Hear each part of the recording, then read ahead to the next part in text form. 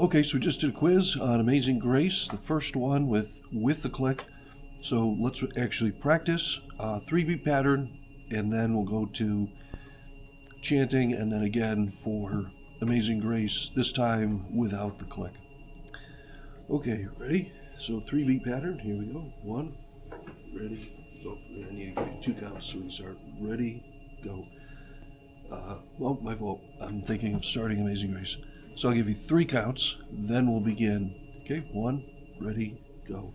Down, out, up, down, out, up, down, out, up, down, out, up, down, out, up, down, out, up, down, out, up, down, out, up, down, out, up, down, out, up, down, out, up, down, out, up, down, out, up, down, out. Switch to numbers. 2, 3. 1, 2, 3. 1, 2, 3. 1, 2, 3. 1, 2, 3. 1, 2, and that's good. Okay, so next we'll go to, oh no, we gotta go chanting. So 2 counts, I'll give you 2 preparatory beats, and then we'll start with chanting. Here we go. Whoops, I forgot to turn this up.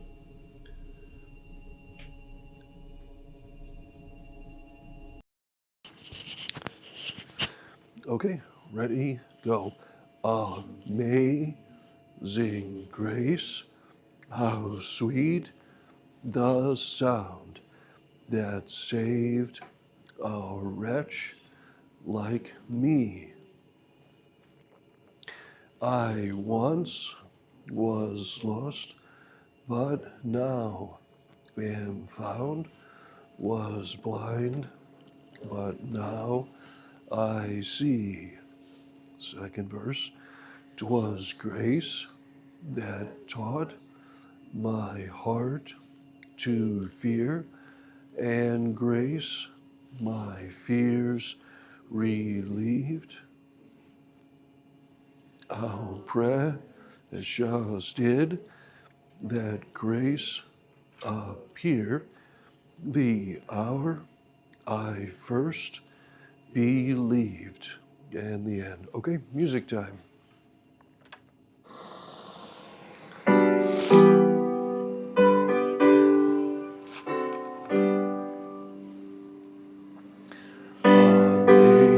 Amazing grace, how sweet the sound that saved a wretch like me. I once was lost, but now am found. 'Twas blind, but now I see. 'Twas grace that taught my heart to fear.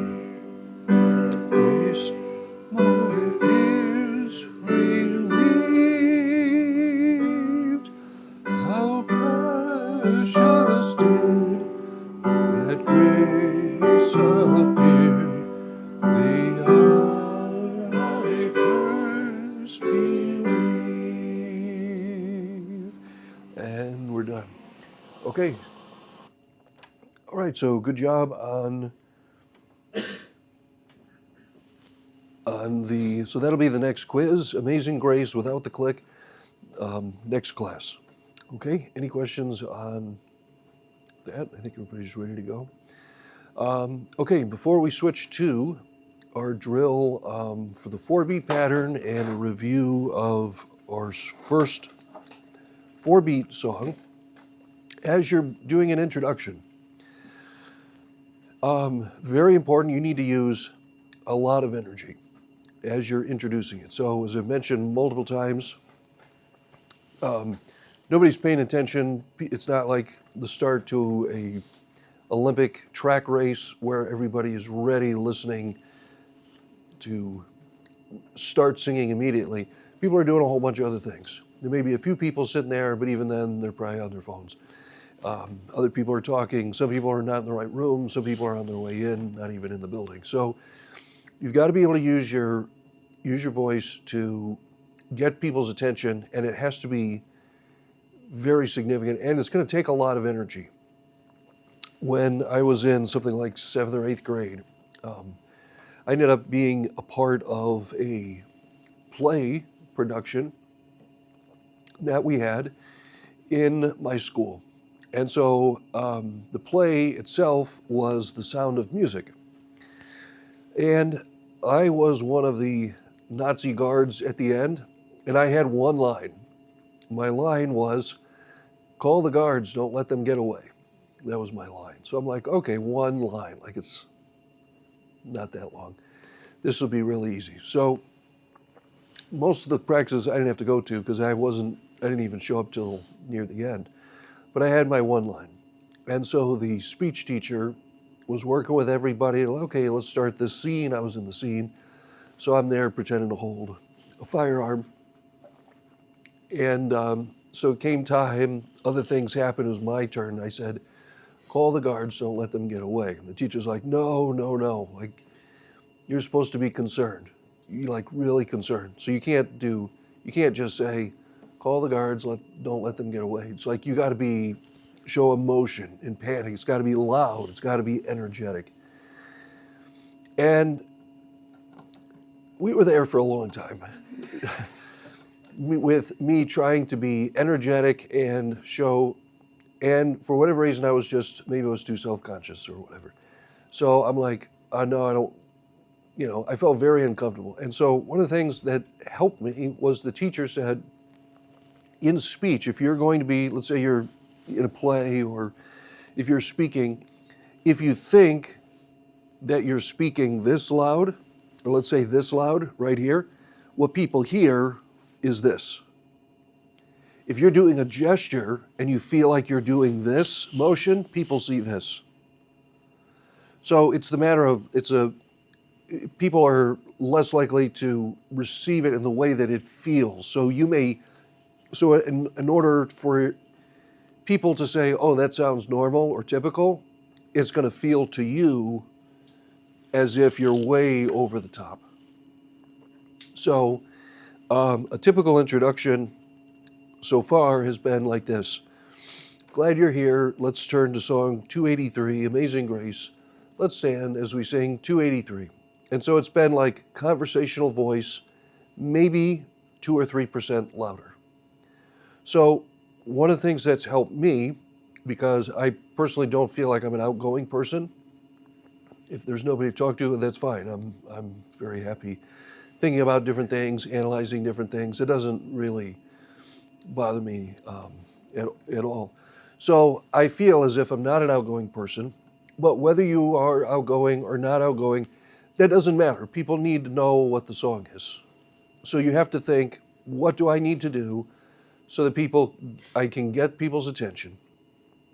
And again, I'm not saying like everybody's going to be a little different personality, but you need to use way more energy. So here's what I found the most helpful thing for me is, yes, I'm going to feel uncomfortable, but that's what it takes. Okay? I'm not going to feel necessarily comfortable doing it, but that's okay, because I'm going to do what I know people need, which is a lot of energy in my voice. The other thing that's helpful is think about the feel and the flow of your voice. And if you concentrate on the flow, that is going to help you where you can use more energy and not let your voice get kind of choked up. So somebody can be clenched up and be like, "Turn into your songbooks, dude." And it's not going to come across. Like, there's a lot of energy inside, that's great, but you also have a lot of energy keeping the sound in there. Whereas if somebody used a little less energy but said, "Welcome to the service. Please, I'm glad you're here. Please turn in your songbooks to number 483. Let's stand together as we sing 483, Amazing Grace." Now that had more energy to it. I can use more, I'm struggling with a little cold here today. I could use a lot more energy than that. But if you can get comfortable with your voice, stretching out your voice, that's going to make a huge difference, not just for announcing, but public speaking in general. You have to be able to feel comfortable doing that, okay? Because that's how you're able to put energy, but not make it so clenched up that people can't understand it. So you think of it sort of as, another way to approach it is you're sort of half singing, but you're talking, but you're stretching out the syllables sort of like you would if you were singing, but you're not singing, you're speaking. So again, here's the more correct example. Welcome to the service. I'm so glad you're here. Turn with me in your songbooks to number 283, Amazing Grace. Let's stand together as we sing 283, Amazing Grace. Okay, so with that, I've got your attention. Everybody, and you think, oh, I'm going to feel awkward, and no, you got to keep in mind the context. Nobody's paying attention. So they're not going to be like, man, I'm getting blasted. There's too much sound. I know too much what the song number is. And nobody's thinking that because they're not paying attention. It's noisy. Everybody's talking. They're not ready. So you have to match. Whereas if you had one person sitting right next to you needing to do that, they'd be like, whoa, too much. Because that's what we're used to speaking. So it may seem like I'm kind of belaboring the point, but you want to feel comfortable using lots and lots of energy in the syllables as you're speaking. So what I encourage you to do, practice it. Go and sit in a car by yourself where nobody else can hear you. Go into a closet, something where you can feel comfortable practicing it. And then again, focus on the flow. If you feel flow and you feel air flowing through your voice, very good. Then you're on the right track, and then you can increase the energy a little more. And so I think that'll help everybody.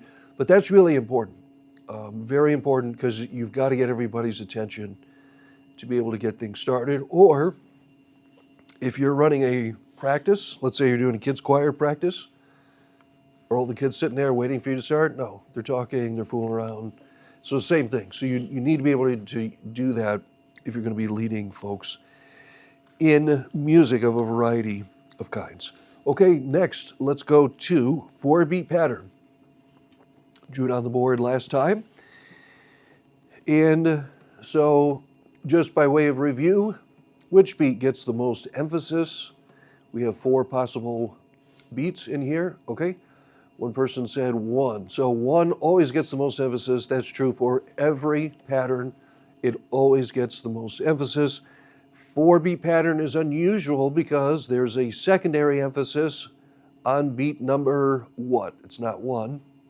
Beat number 3, so halfway through. So primary emphasis on beat 1, secondary emphasis on beat 3. Okay, let's see if we've got the correct track here. Don't think that's the right track. Okay, yeah, this is the right one. Here we go. 1, 2, 3. Up, down, in, out, up. Down, in, out, up. Down, in, out, up. Down, in, out, up. Down, in, out, up. Down, in, out, up. Down, in, out, up. Down, in, out, up. Down, in, out, up. The switch to numbers. 1, 2, 3, 4. 1, 2, 3, 4. 1, 2, 3, 4. 1, 2, 3, 4. 1, 2, 3, 4. And that's it. And that's reviewing there. Okay, I think this is the next one. So next we're going to be moving to When I Survey the Wondrous Cross. This one is slow. In some ways that makes it harder. Because it's slower, the pulse is not as strong as something as count your many blessings, see what God hath done. So let's do our chanting and chanting the words with the pattern. There's 4 beats, and then there'll be 4 clicks on this one, no introduction, and then then it's time to start, okay? Get ready for chanting. Here we go. 1, 2, ready, go.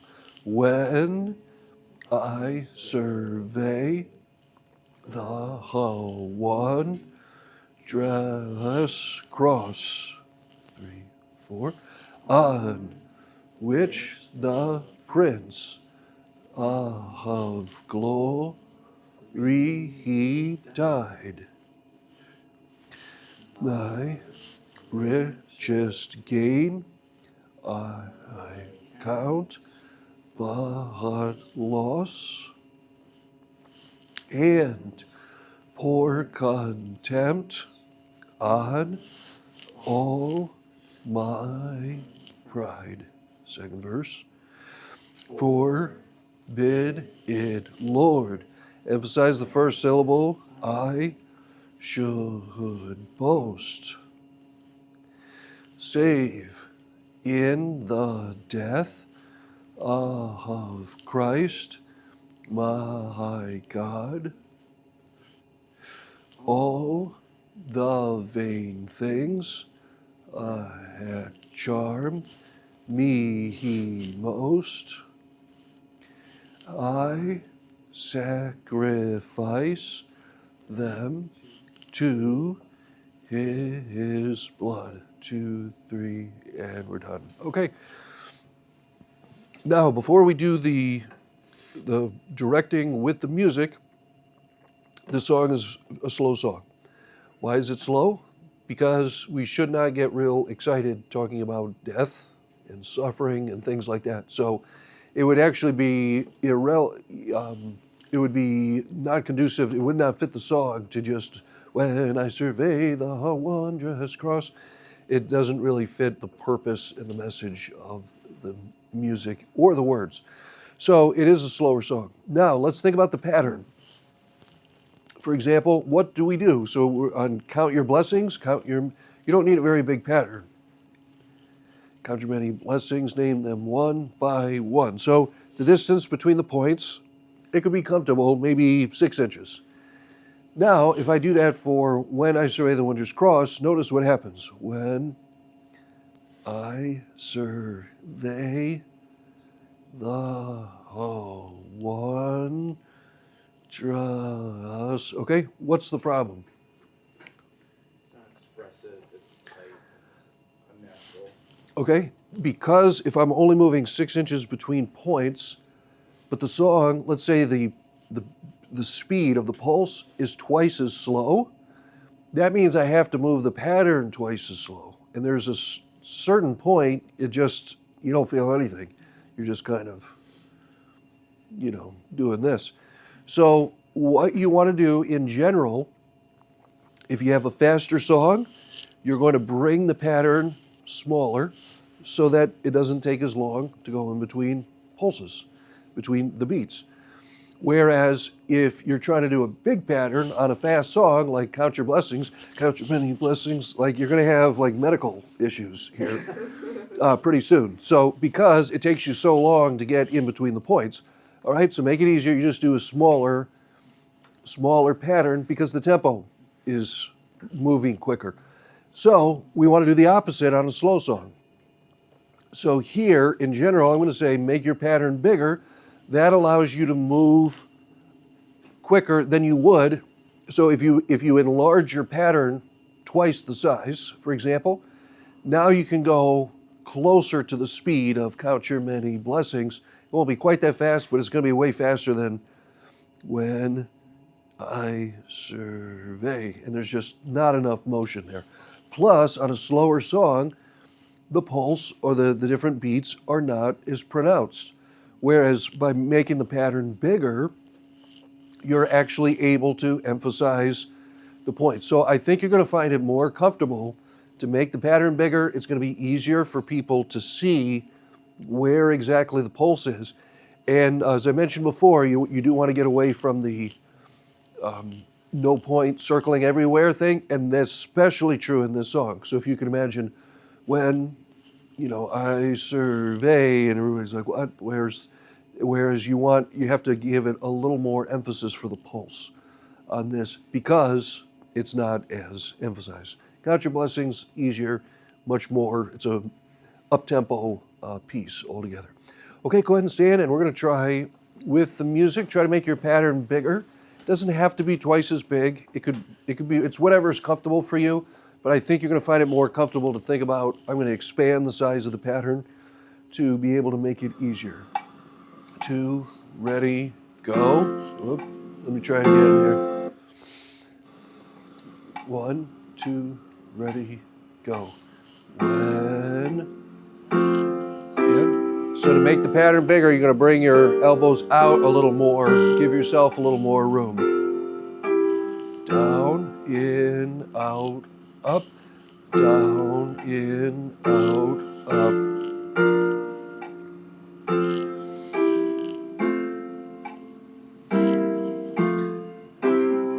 And try to make the pulse less with your wrist and more with your fingers on a slower piece. So a little bit of the snap just in the fingers. Okay. And then one other thing, try to keep it more closer to an even speed between the pulses. So for example, you don't want quick and then a pause. Try to keep it more the same pulse. Did Lord that I should boast, believe in the death of. So some folks running ahead a little bit. I know it's a slow piece here. You open up the pattern by bringing your elbows out. That'll expand your pattern a little bit. Doesn't have to be that much, but 3-4 inches. That'll give you a bigger pattern. Down, in, out, up. Down, in, out, up. 2, out, up. 2, 3. Okay, we're going to take a break so everybody can rest their limbs. So go ahead and be seated for just a minute. Okay, good. This one is kind of deceptively hard because it's a slower piece and it is simple. There's no pickup beats, there's no fermatas, there's no multiple endings. We'll get to a few more of those at some point, but it is more challenging because it's a slower piece. However, you do want to keep it, be able to express. You want to be able to help lead the congregation in the meaning of this. This is really, this is one of the most thought-provoking songs. Like if you look at all the words here, it is a very moving song. Even, for example, I know we're just doing 2 verses because of this, but if you look at the 3rd stanza, there's even an order to the words here. See from his head, his hands, his feet, sorrow and love flow mingled down. Like this is a really powerful hymn. So you don't want to just rush through it. We don't want to just rush through it. So you can express this by, think of the pattern, not just 2-dimensional, but it's 3-dimensional. So it's this way as well. So you can bring your hands out, you bring your arm out, the elbow comes up a little bit, the arm can come forward. Now you have a cube here, area that you're working in, and you're able to express that in a more smooth way as you get to the song. So beautiful song, it's a wonderful song, great song to have, and so part of your job as the song leader is you want to be able to try to express the music and the meaning with as you're leading the song as well. Okay, enough break. Let's try it one more time. Go ahead and stand here. And so try to think about this 3-dimensional cube. So you not only want to make it bigger this way, but then also you could expand it. So instead of here, bringing it maybe about 3 inches, 2 to 3 inches, you bring your elbows up, and then you can even bring them forward a little bit, and that's going to expand your cube of the area you're working on forward a little more. Okay, 4 counts, and here we go. Try to say the words. 2, ready, go. When I survey the wondrous cross in out, up. On which the Prince of Glory he died, in, out, up. Why richest gain a high count, what loss, in, out, up. Nice, very expressive. That's good, good.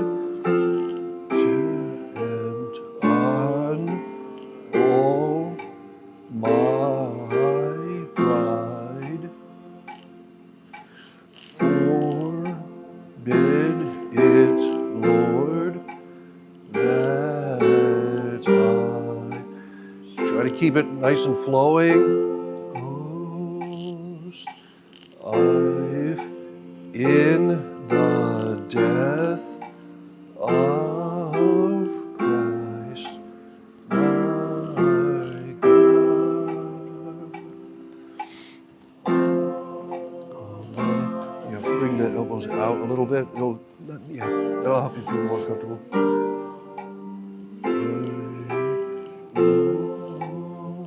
Most and then, yep, keep feeling the pulse, the beat with your fingertips. Or you can use it by flexing your fingers. And okay, very good. All right, you may be seated. Whew, so that's a challenging one. And so you got the assignment for next class. Amazing Grace is the next quiz without the click, and then be working on When I Survey the Wondrous Cross. Don't forget, you can come down and use the CD player anytime that you can. We've got a couple minutes left, so let's do a little bit of notes here. We're doing well. Everybody's doing well in the class, doing extremely well. So that's good.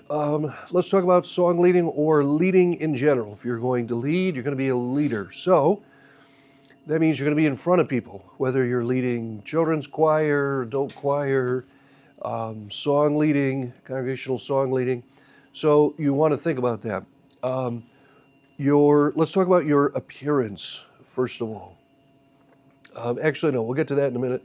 Let's talk about one of the most important things is, let's assume you're starting, could be a practice, kids choir practice, could be congregational song leading for the service, is you have to be there early so that you can start on time. You've got to be there early. So why do you have to be there early? You have to find the orders of service, or if you are creating them, you have to pass out the orders of service. You have to be there and make sure everybody gets it, and then you have to be ready and have the hymnal open, ready for the first one, so that you can get up, so that you can start right at whatever the time is you're supposed to start. Does it make a difference if you start on time or not? It does. Why does it make a difference? You say, everybody's not here. This would drive me crazy, but I would start a choir practice. Church choir was the worst for this. And I'd be like, it's 6 o'clock, or I think we start at 5:30. It's 5:30, we're going to start. And somebody would look around and say, where is everyone? I don't know where everyone is, but it's time to start. We're going to start. So let's talk about this aspect of starting. You say, not everybody is here. Why are they not here? For practice or for church? You could actually look, there will be people who are late to the exact same way every week. They're 5 minutes late. They're coming in at this certain time. Some people are 10 minutes. Some people are 15 minutes late. Okay, the reason they're coming in when they came in is because that's when they decided to get ready and to get out the door and to leave. So whether you start on time or not doesn't change their decision of what they're doing. In a few cases, there are things beyond people's control, people coming in from work, and they're doing the best you can. Okay, I understand. But you still So that person who is used to coming in 5 minutes late, if you think, I'll start 5 minutes late and then everyone will be here. You know what will happen? You know what that person will think? Because I think this way myself to some degree. I could have come 5 minutes later and gotten one more thing done. So they're going to be disappointed that they came and everything was, and there's nothing going on for 1 minute, and then somebody's like, okay, everybody's here, we'll go ahead and start. They're going to feel disappointed. So it has to do with their values, their perspective, what they think. So you have to start on time, but there are going to be some other people who are there exactly on time, maybe a couple minutes early, because they're there to, and they're going to be upset. So if you wait 5 minutes, they also are going to be upset. How come we're not starting? What's the problem? I'm wasting 5 minutes. I'm here ready to go and we're not starting. So you just got to start. What if you have no pianist? It's very hard to start a cappella. It's better to start and then they can jump in. You can on the second verse or whatever. Or even better, you go and say, hey, we're starting in 2 minutes. But you've got to be able to start on time. For the choir practices, one of the things I would say is, they'd say, where is everybody? And I would say, all the important people are here. And you say, how do you know who's important? The important people are the ones there because they decided it was going to be important. So we're just going to go ahead and get started. And it doesn't matter. So you really do have to just start. The other way to think about it is this. If people are getting paid to be there, which they're not, but if they were, and you decide, let's say you've got 25 people there, and you decide, I'll wait 5 minutes. Okay, you count up all the minutes and the amount of time they could have used for, let's say, at work, or getting their work done. They could have pulled out a computer. How much money is that worth? For some people, they would rather you steal $50 than that you steal 5 minutes. It's that important. So it's an issue of trust. And professionalism. Are you going to go ahead and start? You say, well, some people don't care. Everybody's coming in. Okay, the people who don't care won't. It's not going to bother them that you started on time because that's what time you started. But there will be some people where they're going to say, wow, that's the way they run this, but I'm going to trust this person. We're going to trust the leaders in this church with matters of eternity, but they can't start within 5 minutes. So it doesn't sound like a big deal, but it is a big deal. It's an issue of trust to say, let's do it right. I understand there's exceptions, there's weird things that happen. You come in, there's a leak somewhere and you got to take care of it. Okay, I understand that. But there's no reason for a church service to start 1 minute, 3 minutes, 5 minutes consistently late. And so if we're going to do things for the Lord, let's do it right. So that's my rant to end our class, and we'll be back on next class with going to get your for the next quiz. All right, thanks.